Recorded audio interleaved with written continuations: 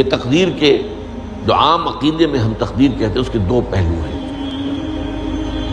ایک پہلو ہے ما اصاب علی الانسان، جو کچھ انسان پر آتا ہے مصیبت، جیسے ابھی آیت میں نے پڑھی ما اصاب من مصیبت فی الارض ولا فی انفسکم۔ ہم ہر وقت زد میں ہیں، کوئی تکلیف آ گئی، کوئی مصیبت آ گئی، کوئی بیماری آ گئی، کوئی حادثہ ہو گیا، کوئی بچہ فوت ہو گیا، کوئی عزیز جو ہے وہ فوت ہو گیا، یہ ہر وقت حوادث ہے۔ تو جو بھی کچھ پیش آتا ہے وہ علم خداوندی میں ہمیشہ سے تھا۔ یہی وجہ ہے کہ ایک اور حدیث ہے ابن الدیلمی سے، لمبی حدیث ہے وہ، لیکن اس کے اندر جو آخری ٹکڑا ہے وَتَعْلَمَ، یعنی انسان کے نجات کے لیے لازم ہے کہ یہ بات بھی تم جان لو انما اصابک لم یکن لیخطئک وانما اخطأک لم یکن لیصیبک وَلَوْ مِتَّ عَلَىٰ غَيْرِ هَذَا، اگر تم اس کے سوا کسی صورت پر ہوگے تو جہنم میں داخل ہو جاؤ گے، لَدَخَلْتَ النَّارَ۔ یہ جان لو کہ جو چیز تم پر آئی وہ آنی ہی آنی تھی۔ دیکھیے ہوتا کیا ہے، کاش کہ میں اگر یوں کر لیتا تو یہ نہ ہوتا، بس یہی ایمان بالقدر کے منافی ہے۔ جو ہوا ہے وہ اللہ تعالیٰ کے ہاں تو پہلے سے طے تھا، ہونا ہی تھا۔ تمہاری کوئی تدبیر، کاش کہ میں اس وقت یہ کر لیتا، یہ لو، اسی لیے ایک حدیث میں الفاظ آئے ہیں ان کلمۃ لو تفتح عمل الشیطان، اس لو سے، کاش، اس سے شیطانی عمل شروع ہو جاتا ہے۔ کاش کہ یہ ہو جاتا، کاش میں یہ نہ کرتا، کاش کہ ہو جاتا، تو یہ نہیں۔ تعلم انما اصابک لم یکن لیخطئک، تو جان لے اس بات کو کہ جو چیز تم پر آئی ہے وہ ہرگز ٹلنے والی نہیں تھی۔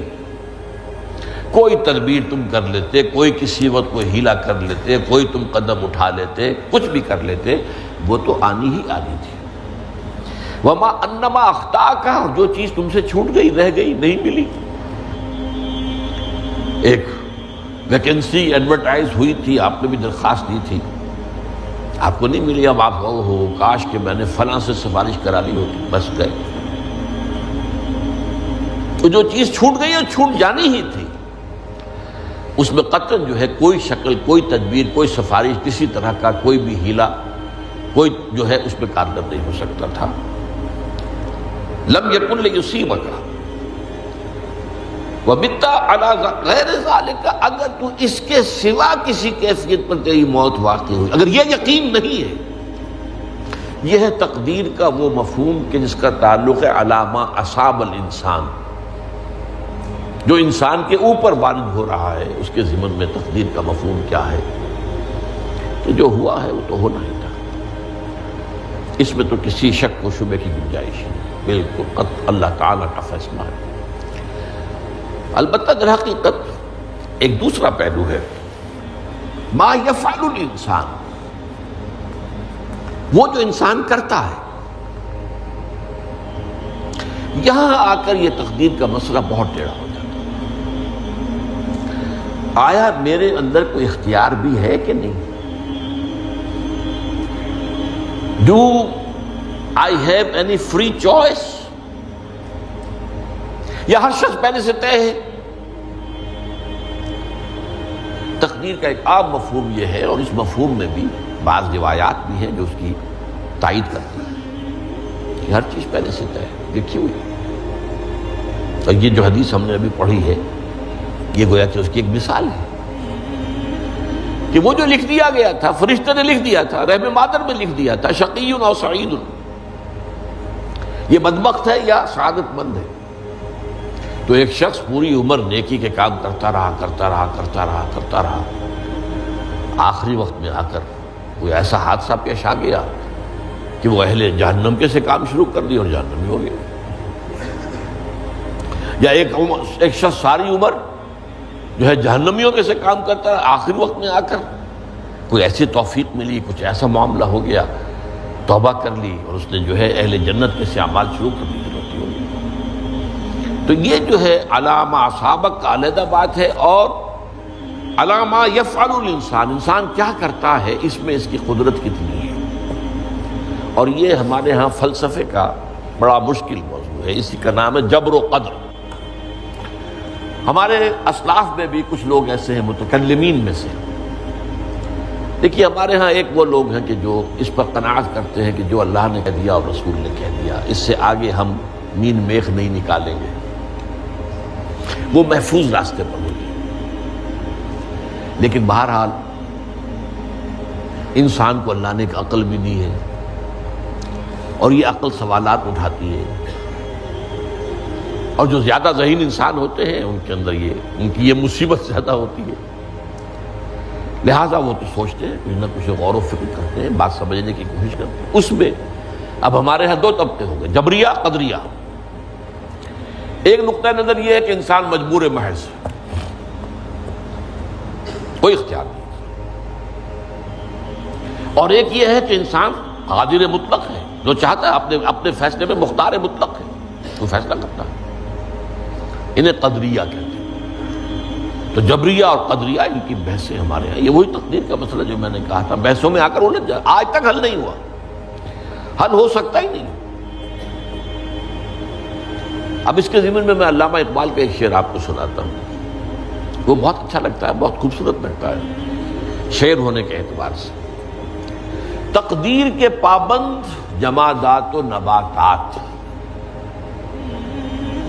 مومن صرف اللہ کے احکام کا پابند۔ اس میں انسان سے پابندی کی نفی کر دی گئی ہے، وہ صرف پابند ہے اللہ کے احکام کا۔ نتیجے کے اعتبار سے تو جو یہ شعر کہہ رہا ہے، جو بات وہ صحیح ہے، پابندی اصل جو ہے وہ اللہ کے احکام کی ہے، لیکن یہ کہ تقدیر کی پابندی سے انسان بھی پوری طرح آزاد نہیں ہے۔ یہ سمجھ لینا کہ یہ جمادات و نباتات ہی کا معاملہ، یہ غلط ہے، یہ مبالغہ ہے۔ ظاہر بات ہے کہ شاعر جو ہے، شاعر مبالغے سے بچ نہیں سکتا، چاہے وہ علامہ اقبال ہو، کوئی بھی ہو۔ تو اسی لیے سورہ شعراء کے اندر جو عام شعراء کی جو صفات بیان ہوئی ہیں وہ آپ کے ذہن میں آ گئی ہوگی۔ مبالغہ کرتے ہیں، فی کل واد یہیمون انہم یقولون ما لا یفعلون، وہ کہتے بھی وہ کچھ ہے جو کرتے نہیں ہیں، اور یہ بات تو علامہ اقبال پر بھی چشمہ ہوتی ہے۔ بہرحال یہ شعر ذرا پھر نوٹ کیجئے، تقدیر کے پابند جمادات و نباتات، مومن صرف اللہ کے احکام کا، کوئی بات صحیح نہیں۔ انسان بہت سے اعتبارات سے مجبور ہے۔ سب سے پہلے جو ہے انسان کے اندر ایک تقدیر نوعی ہے، نوع انسان۔ چھوٹی سی چڑیا اڑتی پھرتی ہے، انسان نہیں اڑ سکتا۔ آپ نے ٹھیک ہے مشین ایجاد کر دی، جہاز ایجاد کر لیا، آپ دوڑ رہے ہیں، 500 آدمی اور سینکڑوں من سامان لے کر جو ہے وہ جا رہا ہے، 747 ہو یا 757 ہو، یہ کر لیا ٹھیک ہے، خود نہیں اڑ سکتا۔ اب کیا کریں گے آپ؟ یہ تقدیر نوعی ہے، سپیشیز، ہر سپیشیز کے لیے اللہ نے ایک اندازہ مقرر کر دیا ہے، اس اندازے ہی میں رہے گا، اس سے باہر نہیں جا سکتا۔ پھر ایک تقدیر شخصی ہے۔